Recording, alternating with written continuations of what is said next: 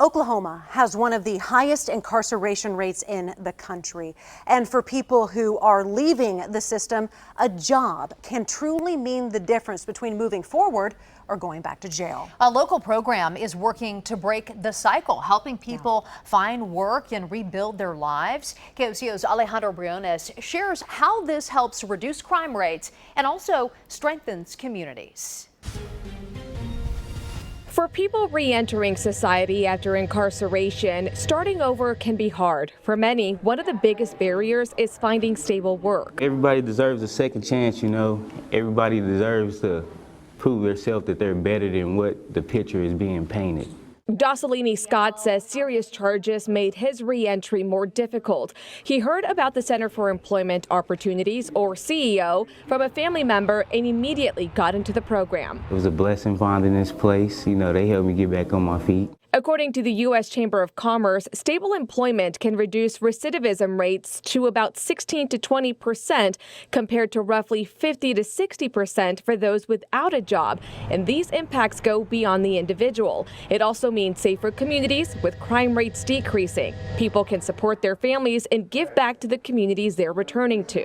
The data has proven that when you give folks a chance, they work harder, they feel that they have something to prove. Faith Hazen is the CEO site director. The national nonprofit opened its OKC office in 2013. Since then, they've served about 3,500 people, providing transitional work, job placement, and more.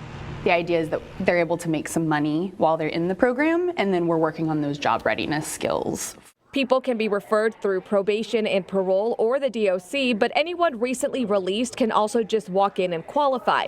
Their work includes beautification projects across the city, from mowing, landscaping, litter abatement, and even filling potholes. Oftentimes you can drive through the city and you'll see a CEO van, and it means that it is a transitional crew from our program. The U.S. Chamber of Commerce says formerly incarcerated people who get jobs are contributing to economic growth, oftentimes working in industries that are experiencing worker shortages, like food services, manufacturing, and construction.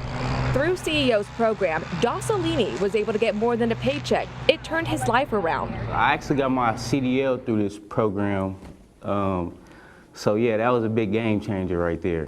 He's a graduate of the program and says steady work is helping him stay focused and support his family. Life is amazing now, you know, finally get to enjoy life, finally get to live, you know, don't have to worry about any problems or worry about being in the system anymore.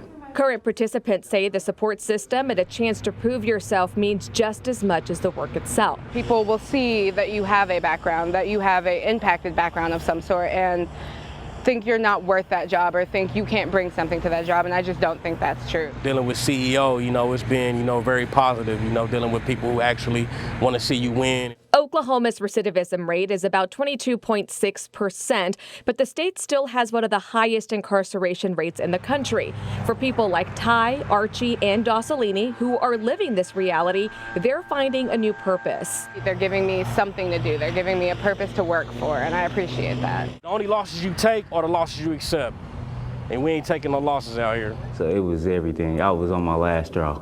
They're getting a second chance, a job, and a path forward. Alejandra Briones, KOCO 5 News.